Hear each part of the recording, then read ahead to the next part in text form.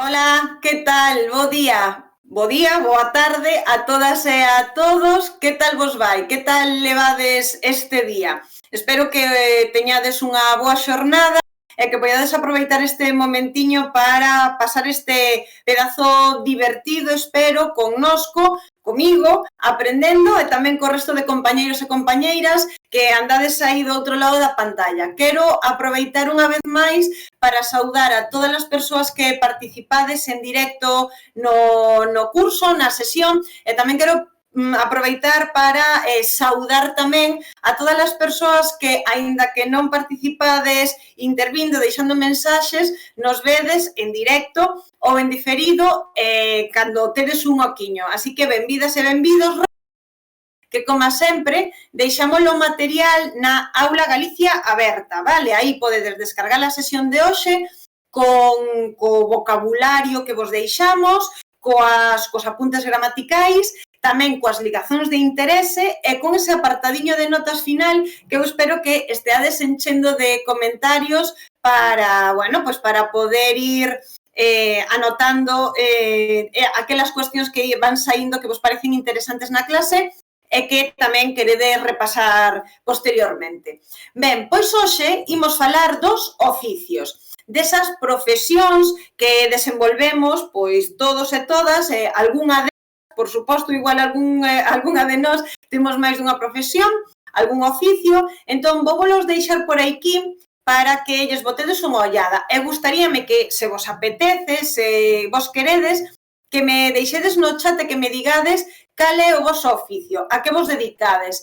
E se non queredes contarme a que vos dedicades, que me comentedes que vos gustaría, en que vos gustaría traballar ou en que vos gustaría agora, a touro pasado ter traballado e que que o compartades aquí connosco, vale? Ides ver aquí neste cadriño que tedes no material, na Aula Galicia Aberta, como vos comentaba, cales son as profesións, algunhas delas, algúns dos oficios que son máis habituais. Por suposto, é só unha pequeniña parte de todas as profesións, de todos os oficios que poderíamos exercer, pero en todo caso son algúns, para que vaiades vendo tamén como se forman os masculinos e os femininos, que xa falamos disto hai uns días, e para que, que vexades algún vocabulario relacionado con este campo léxico, vale? Se queredes dicirme cal é o voso oficio, pero non sae neste cadro, vou vos dicir unha páxina web onde podedes buscalo, onde podedes verificalo. Entón, nesta páxina web que se chama Buscatermos, e aquí podedes poñer a vosa profesión. Por exemplo, imaginade que sodes profesoras. A ver como se di profesora. Podedes metelo o nome en castelán e saebos como se di en galego. Por exemplo, neste caso sería igual, profesor, profesora. Vale, tamén poderíamos buscar a ver como se di, por exemplo, imos buscar en castelán maestra, vale? Entón, se buscamos maestra, saenos unha chea de opcións aquí. A primeira delas é esta, mestra, vale? Que é a forma na que se di en galego. De todos os xeitos, teño que dicirvos que esta ferramenta, o Buscatermos, é unha ferramenta para buscar linguaxe de especialidade, vale? Para buscar vocabulario dun ámbito, de ámbitos científicos, sobre todo de ámbitos técnicos, vale?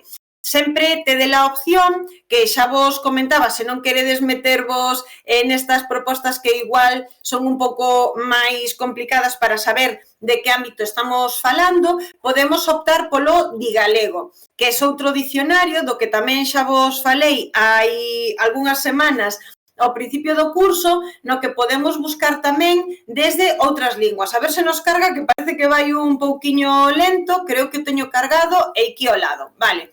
Pois aquí tamén podedes buscar en opcións avanzadas, en idioma, pois estes son os que están disponibles agora mesmo, podemos buscar desde castelán, pois buscamos de novo, imos buscar a mesma, mestra, a ver que nos sae.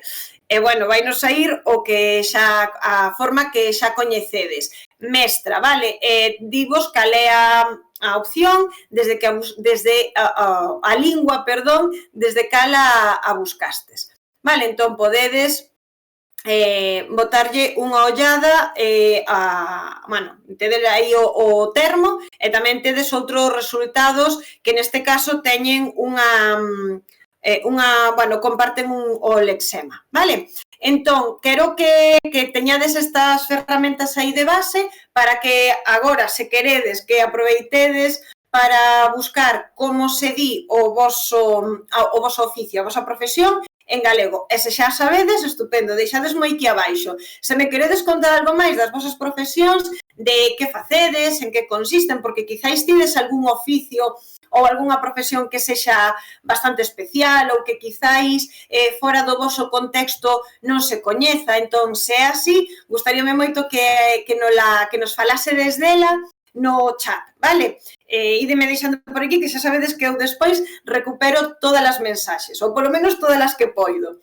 Moi ben, unha das cuestións máis interesantes que nos xorden sempre cando pensamos nun oficio é que son persoas que cubren unha necesidade que nós temos, non? Entón, unha das cuestións das que me gustaría falarvos hoxe é de como expresar necesidade.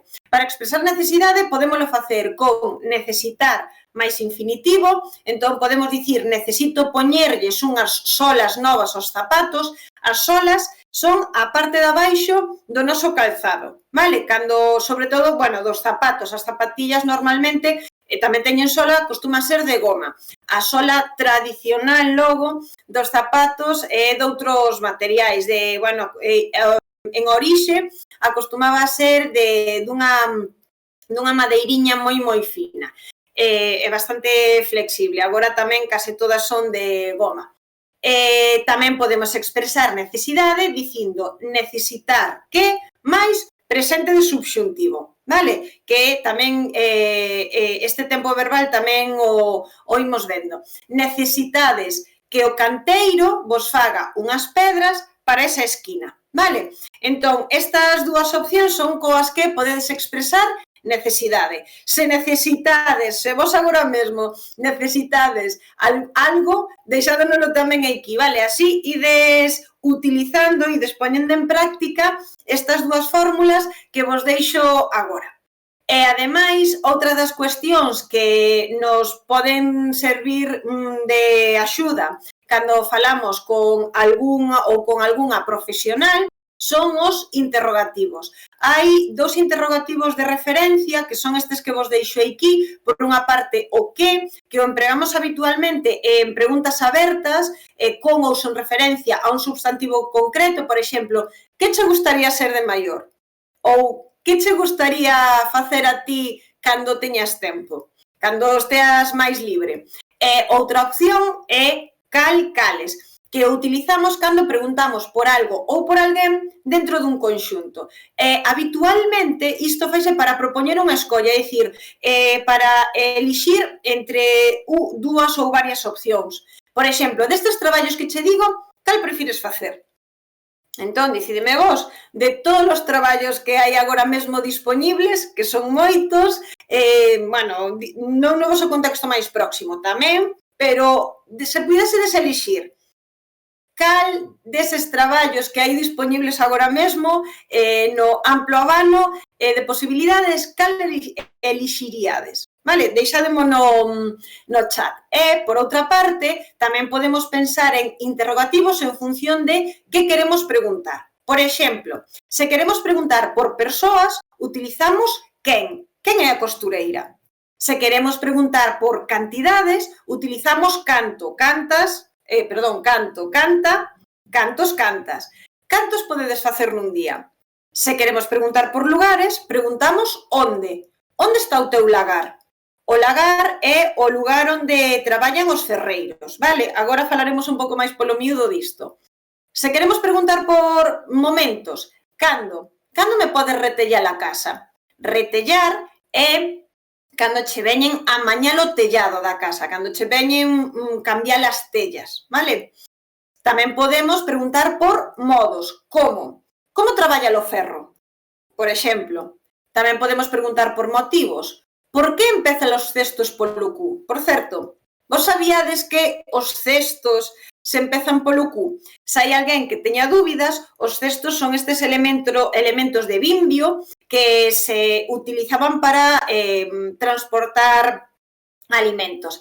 Dentro dun, alimentos ou cousas varias. Agora, dentro dun pedaciño, ensinareivos unha imaxe para que os fagades unha idea máis clara de que son os cestos. Pero, en todo caso, despois quedadevos con esta idea porque imos ver como se empezan polo Q, vale? Pola parte de abaixo do cesto. E tamén podemos preguntar por finalidades. Para que? Para que arrefría o ferro? Arrefriar é cando lle quitamos calor a algo, vale? A unha bebida ou a un obxecto. Sí? Moi ben, pois agora que xa sabemos estes interrogativos, imos entrar en materia. E que, evidentemente, de maneira tradicional, todos e todas temos de referencia que a maior parte dos traballos, dos oficios que se facían en Galicia estaban relacionados co campo. Esta foto que vos deixo aquí, esta imaxe, é unha xugada de bois ou xugada de vacas, que son esa, chamaselle xugada a ese elemento de madeira que se lle poñía ás vacas ou aos bois, como vedes no pescozo, na parte central poñíase esa cinta pola que normalmente era de coiro, pola que quen araba tiraba dos animais para que fosen polo lugar onde tiñan que ir, polo rego, habitualmente, e tamén se lle enganchaba outra parte de atrás onde se podían poñer diferentes elementos, pois un carro, por exemplo, ou tamén un arado para poñer as patacas, para poñer a horta, basicamente, vale?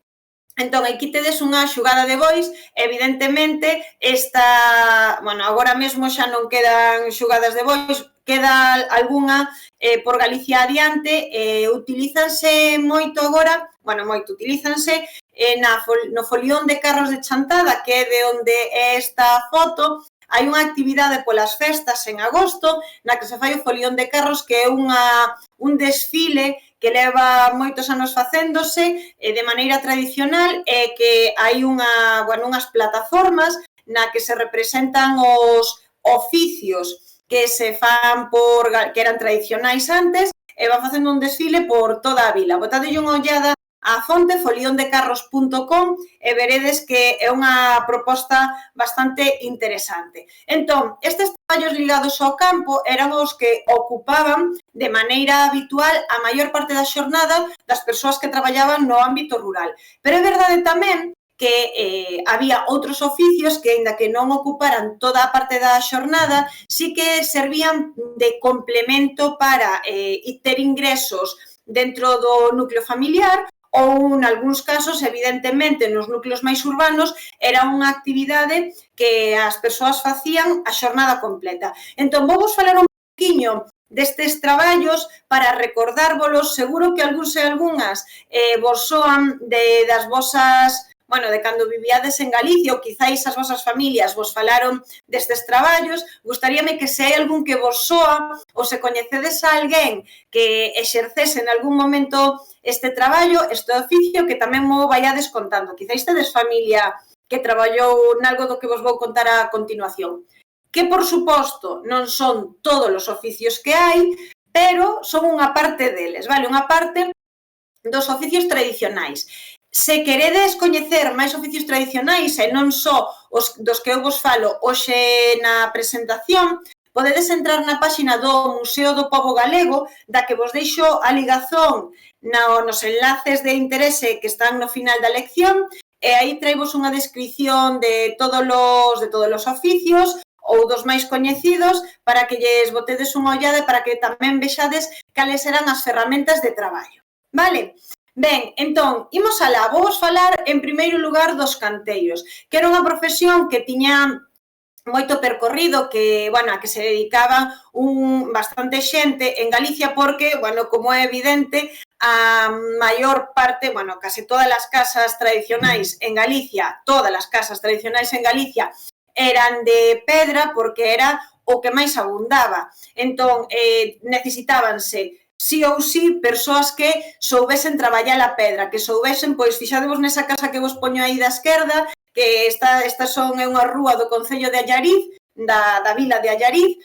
Fixadevos que, claro, para saber facer unha pedra ben cadradiña, bueno, ben rectangular, perdón, como é o caso das da esquerda, evidentemente exíxese saber dominar os materiais, saber como funcionan as ferramentas, e aínda que non traballemos con pedras que sexan tan regulares, como é o caso da casa da dereita, pois é verdade que tamén necesitamos saber como colocalas, hai que ter maña, hai que poñer a parede en vertical, e, ademais, é que os canteiros non só facían casas, senón que tamén facían outro tipo de construcións, facían hórreos, como este que vedes na foto, facían cruceiros, facían igrexas, facían valados, entón é verdade que era unha profesión moi socorrida. Esta dos canteiros, ademais, é unha profesión que facilitaba que, bueno, é verdade que os materiais os que utilizaban podíanse mover con facilidade, entón movíanse por todo o territorio. E tamén, sobre todo na zona sur de Galicia, era moi habitual que viñeran do sur de Portugal. Digo, do sur de Portugal, non, de Portugal, supoño que do norte. Entón, había algunhas construcións, sobre todo en Pontevedra, na cidade de Pontevedra, hai unha das basílicas da cidade, a de Santa María, se non me equivoco, que na que os expertos din que se ve a influencia dos canteiros de procedencia portuguesa. Vale, entón aí xa vese claramente que pola proximidade, pois seguramente era moito máis fácil que viñesen profesionais de Portugal para facer a construción que fosen, pois, non sei, da Mariña, por exemplo, imaginadevos de Viveiro, que hai realmente moitísima máis distancia. Así que ten moito sentido.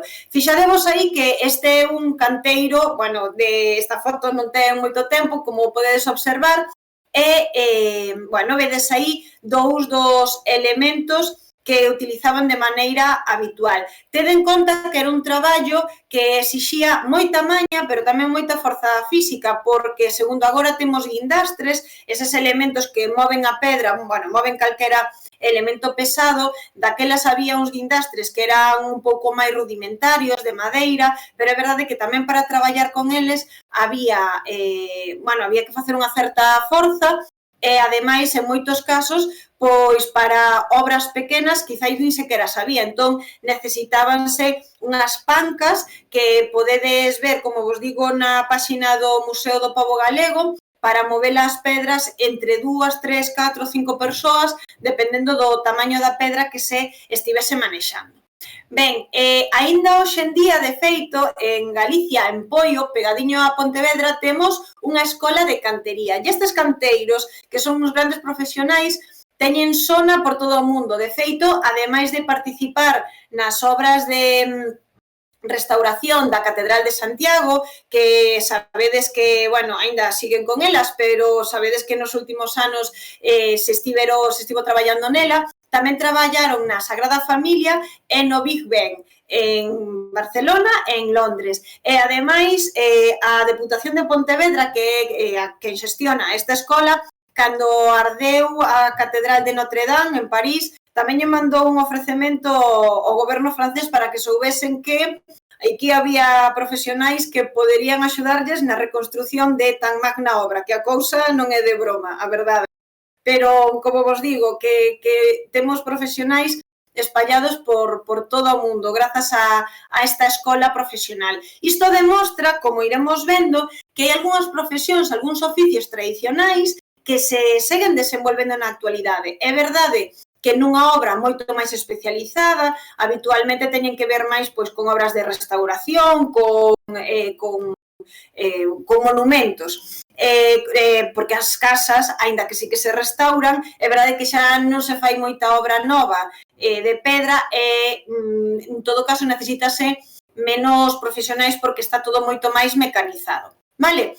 Entón, fixadevos, ademais, eses ciceis, esa peciña recta que ten este canteiro que vemos aí na man, que se aproveitaba como instrumento para acompañar o canto. Os canteiros tamén tiñan o seu propio canto de traballo, que xa falamos disto cando falamos da música, entón, o ritmo podían, evidentemente, facer ritmo, un ritmo marcado, para ir cantando mentres ian desenvolvendo o traballo e, bueno, pasar un pouco as horas de máis animados. Creo que algúns vos me contastes, cando falamos de música, que vos tamén acompañabadelo o vosso traballo cantando, tamén cando facedes de comer. Isto creo que é algo que acostumamos a facer todos e todas. Bueno, ou senón, algúns e algunhas. Senón todas. Igual aínda que non sexa cousa para gravar un disco, pero bueno, para pasar o tempo, sí, verdade?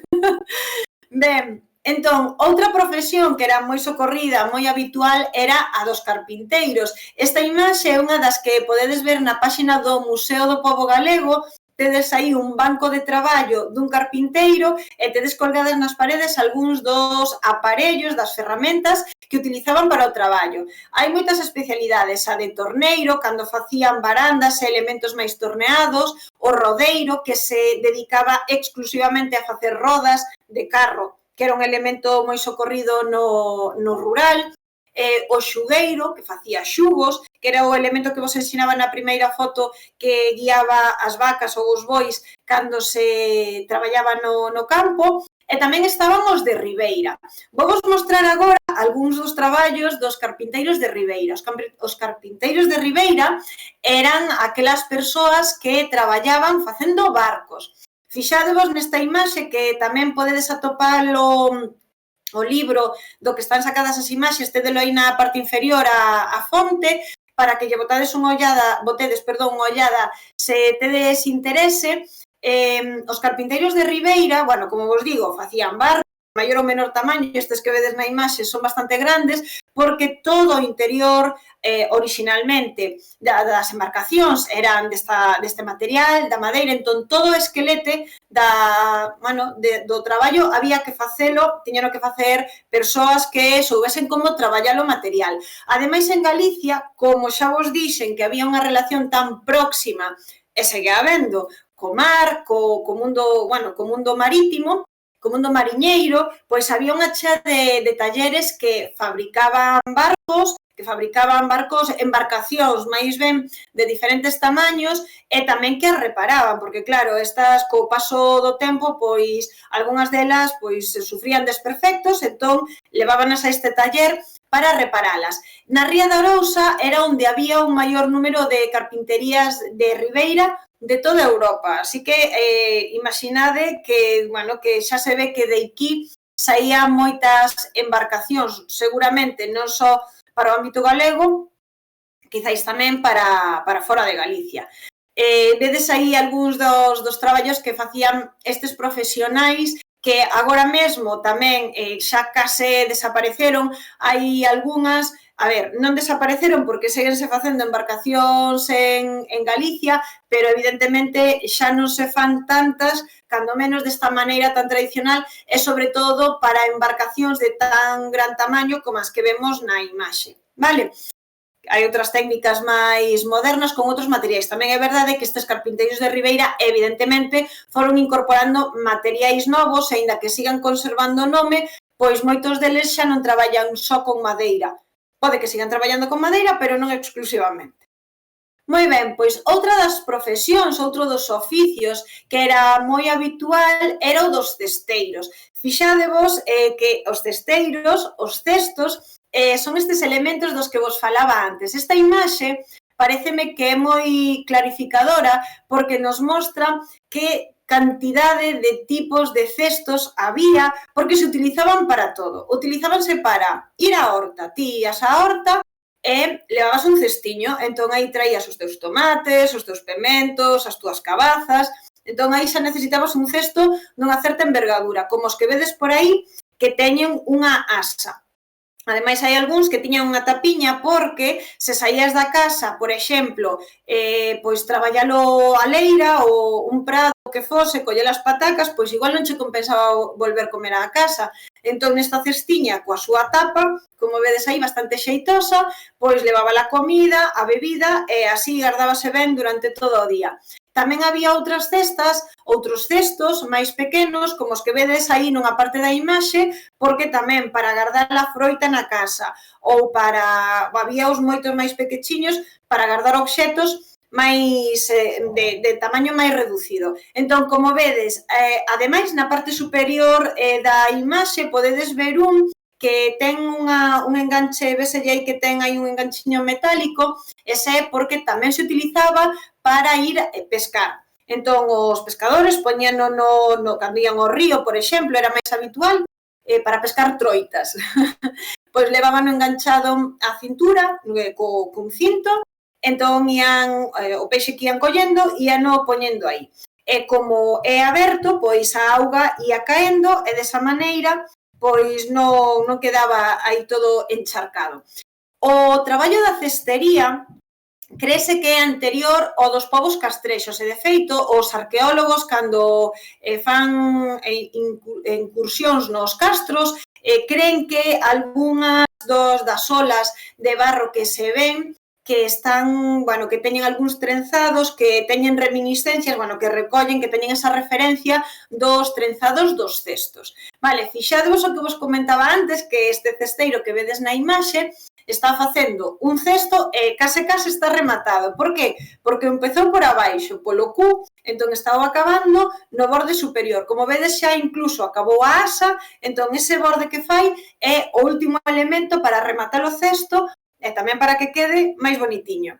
Como vedes, son espectaculares. Fixadevos que hainos, ademais de diferentes tipos, este é dunha exposición que se fixo na Cidade da Cultura hai 2 anos, se non recordo mal, e vedes que se fan de vimbio, tamén os hai de palla de centeo, de castiñeiro, de carballo, bueno, de diferentes tipos, segundo o tipo de trenzado e tamén para que se queira utilizar.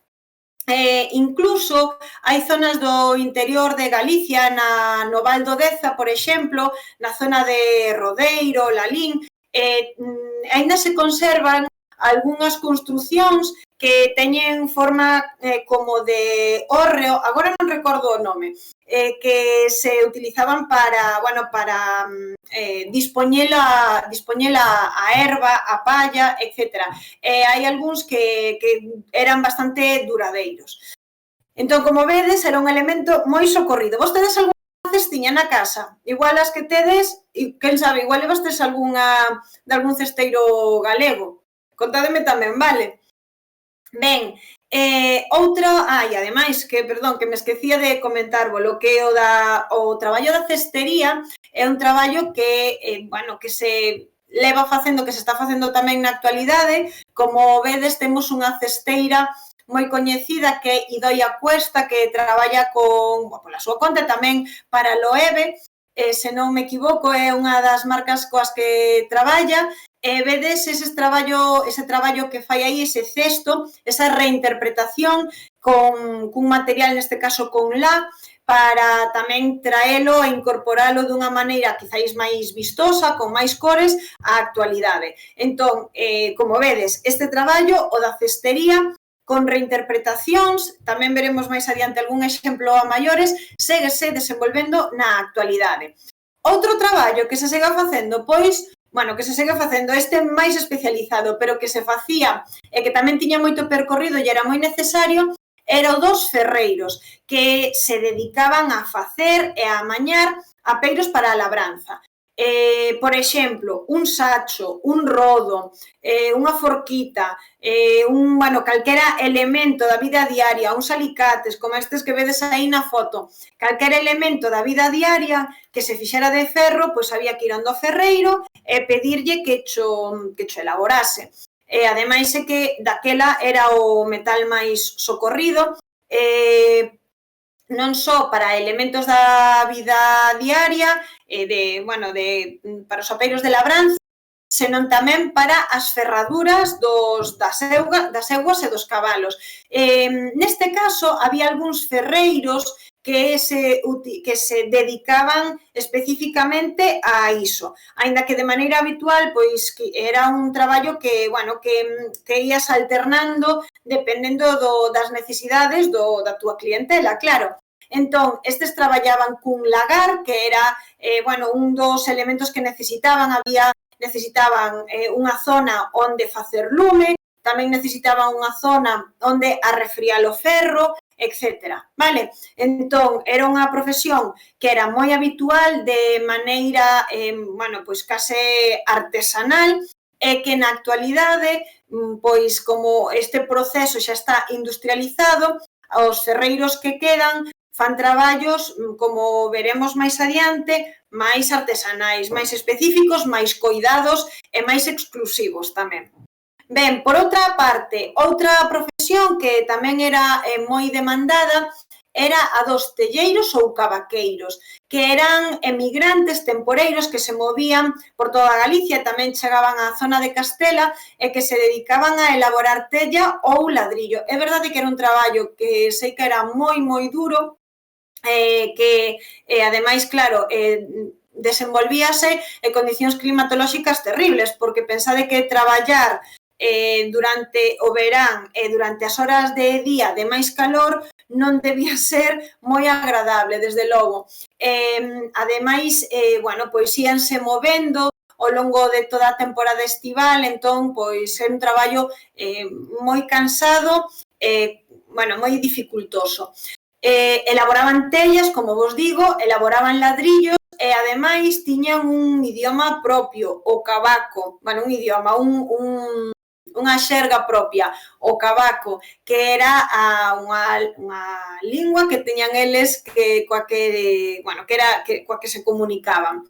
Esta imaxe que vos poño tamén é desa sección do Museo do Pobo Galego, onde vos conto que se falan dos oficios tradicionais, vale? Por outra parte, outro oficio tamén tradicional, o zapateiro e o zoqueiro. Fixadevos como se van facendo moitos dos nomes de oficios en eiro, eira, aínda que, como vedes, non é regular, é dicir, non pasa en todos os oficios, fixadevos que se repite bastante, vale?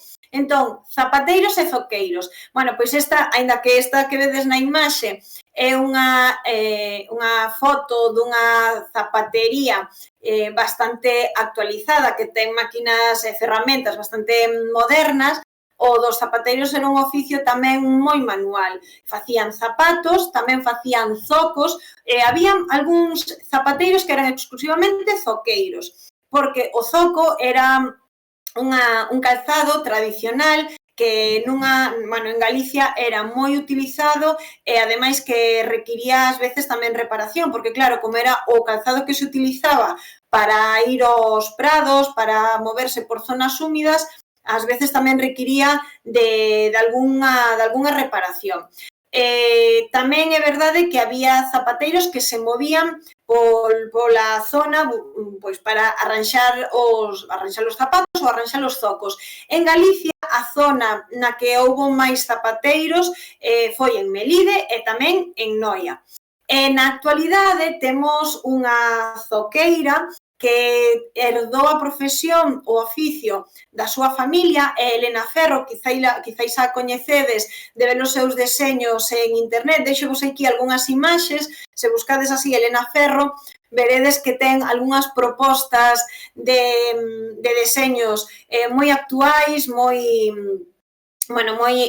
exclusivos, desde logo, quizáis diferentes aos zocos que temos de referencia. Quizáis os que se parecen máis aos tradicionais son os que vedes, eses que se chaman Narón 2, pero vamos, que en todo caso vedes que os hai xa pois con moitas propostas bastante máis lucidas para levar en contextos laborais, urbanos, etc.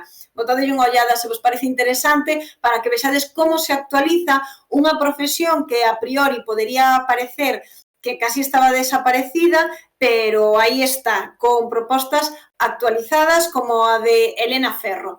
Por outra parte, outra profesión que sí que é verdade que non chegou á actualidade é a de cartorleiro, que eran estas persoas que amañaban pezas que estaban desgastadas polo uso. Fixadevos na imaxe, vedes aí na parte inferior unha pota que ten o cu como reparado, soldado, e tamén as olas e esa fonte que vedes por aí á dereita, porque é verdade que quizáis, agora na actualidade temos unha tendencia a, cando algo se rompe ou se estropea, pois tiralo ou traer outro elemento diferente e comprar outro, pero antes tiñamos unha cultura da reparación moito máis asentada. Vale, entón, esta profesión era moi requirida e tamén se desprazaban polos diferentes lugares para amañar cousiñas. Outro traballo. Neste caso, imos falar de traballo que era máis habitual que desenvolvesen as mulleres. En este sentido, teño vos que dicir que, aínda que, por sorte agora mesmo, a maior parte dos traballos se desenvolven de maneira indistinta por homes ou mulleres, aínda que hai algúns que aínda as mulleres nos custa entrar, ou hai outros que quizáis os homes desenvolven en menor medida porque parece que se relacionan máis están máis tradicionalmente ligados ás mulleres, quizáis as profesións relacionadas co coidado son as que exercemos máis as mulleres e as profesións que están máis ligadas aos traballos físicos eran as que exercían tradicionalmente os homes. Por sorte, isto está cambiando e agora mesmo non hai tanta diferenza entre profesións de homes e profesións de mulleres, pero tradicionalmente todas as que vos acabo de citar eran profesións que exercían habitualmente os homes, aínda que isto non quita que as mulleres tamén tivesen unha función que non traballasen ou que non axudasen, vale? Igual, pois, no traballo dos oleiros, que eran as persoas que facían olas, pois as mulleres tamén participaban, aínda que quen facía o traballo máis visible, quizáis era o home, vale? Pero de maneira generalizada, esta era a tendencia. Un traballo máis relacionado e máis desenvolvido por mulleres era o das tecedoras, que, como vedes, aquí teñen unha roca para afiar o liño e tamén para afiar a lá, e tedes aí este aparello para tecer. Era moi habitual que a maior parte da roupa da casa os fixesen as tecedoras. Entón, moitas veces, incluso nas casas, había persoas que os facían, que tecían. Entón, unha tía miña, por exemplo, non unha vistía miña, unha tía da miña nai, tiña unha casa, entón tecía, aínda timos na casa algunhas alfombras, algunhas sabas de liño, etc. E tamén facían colchas. É verdade que as colchas eran moi pesadas, era unha cousa que igual agora traídas á actualidade non nos resultarían moi cómodas, pero cumprían a súa función, desde logo, e vamos, como vos digo, facíanse traballos moi espectaculares. De feito, incluso se exportaron algúns tapices que estaban moi traballados que saíron de Galicia. Outro traballo que tamén era moi habitual que fixesen as mulleres eran as palilleiras, vale? Que facían encaixes para sabas, para manteis, para roupa, e que tamén se seguen facendo na actualidade, e de feito hai incluso algunhas marcas de roupa que as incorporan roupa quizáis non preta por ter, pero si roupa de alta costura, que incorporan estes encaixes.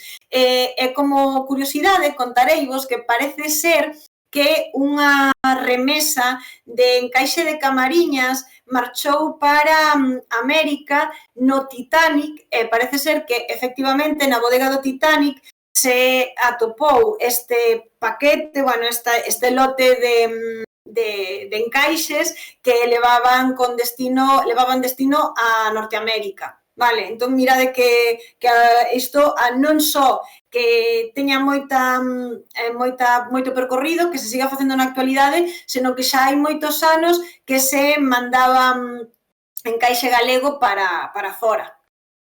Ben, entón, o que sí que é verdade é que esta forma de traballar e de producir desta maneira máis manual con recursos da zona foi desaparecendo. Por que? Bueno, pois porque a sociedade entrou nunha proposta máis consumista e, neste sentido, o feito de que consumísemos máis requiría que os procesos estivesen máis industrializados.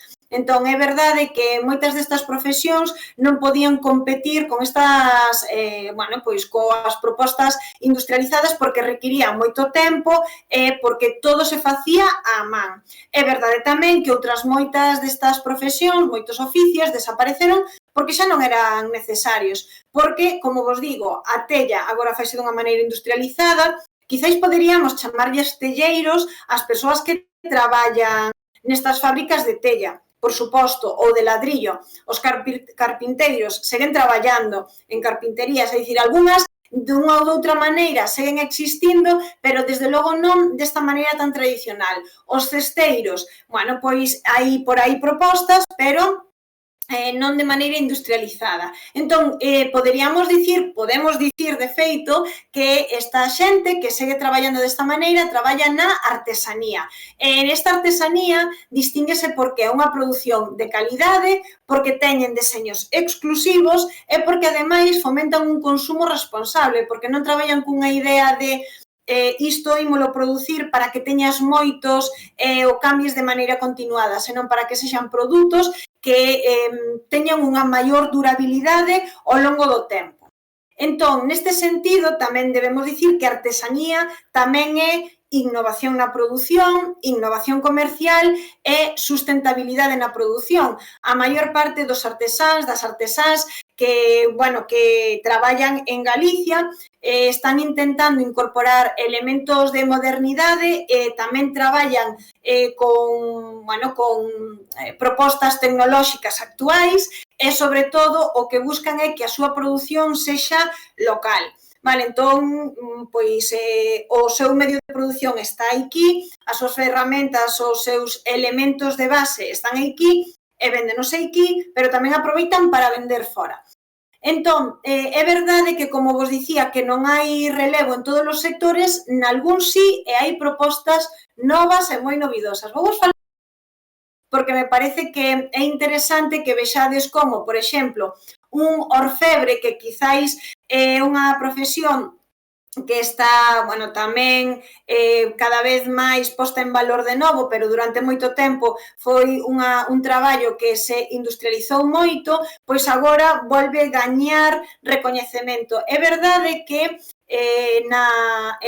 se vides a Santiago, pegados á catedral, había moitos talleres de orfebres que traballaban aí.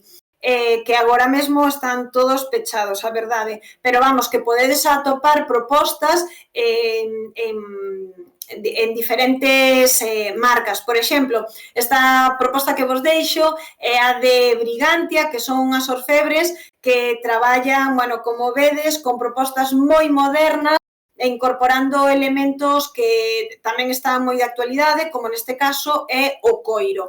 Traballan non só con metais como a prata, senón con outro tipo de elementos. Vale, outras propostas actuais que teñen que ver coa cestería que vos comentaba antes son as que fan, por exemplo, esta xente de la parabólica. Vedes que, por unha parte, fan propostas moi actuais, como esa lámpada que vedes á esquerda, que se pode colgar e que queda bastante vistosa, ou tedes esta outra proposta que tedes aí á dereita con botellas que se fan con ese bimbio e que quedan tamén, que é unha forma de incorporar elementos da vida diaria, pero que teñen unha proposta decorativa, é dicir, que sexan útiles, pero bonitos á vez. Outras propostas tamén moi interesantes que, ademais, incorporan a moda, pois son, por exemplo, este sombreiro que vedes aquí, que é estupendo e que tamén está feito con un material natural.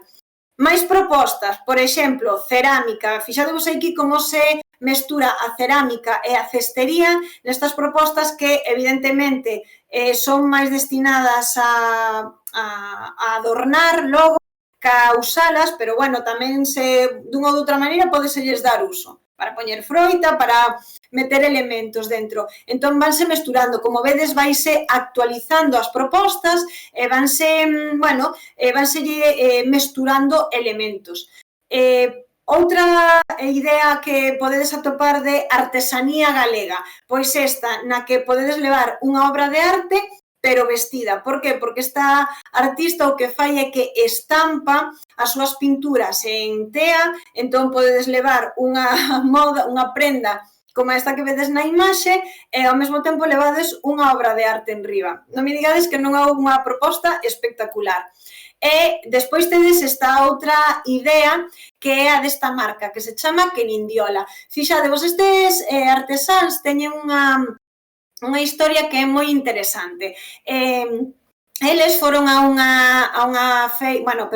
foron de viaxe a Madrid e fixéronse en que nun museo, neste caso buscaban unha obra de algo que impactounos moito, a obra de Sorolla. Entón foron ao museo, á tenda do museo, e buscaron algo que fose representativo da obra do autor. E non atoparon nada que lles parecese especial. Entón, paseando pola rúa, atopáronse cun rapaz que tiña unha interpretación pictórica da obra de Sorolla que a eles lles pareceu espectacular e que quixeron levar para a casa. Entón, dai xurdiu esta idea de reinterpretar a realidade galega para facer elementos que sexan un recordo de Galicia e de distintos elementos galegos, pero que ao mesmo tempo teñan identidade galega, é dicir, que sexa algo que se reinterprete na actualidade, pero que ao mesmo tempo teña un repouso galego e ademais cunha reproducción local. Como vedes aquí, deixovos dúas láminas que teñen das pulpeiras por un lado e por outro lado do traxe tradicional galego, coas gaitas aí, cos colores tradicionais de Galicia, etc. Entón, como vos digo, hai moitas propostas actuais moi interesantes e que producen de xeito local. Estas son unha pequenísima representación dos case 8.000 artesás e artesáns que hai en Galicia e que traballan de maneira deslocalizada por todo o territorio galego.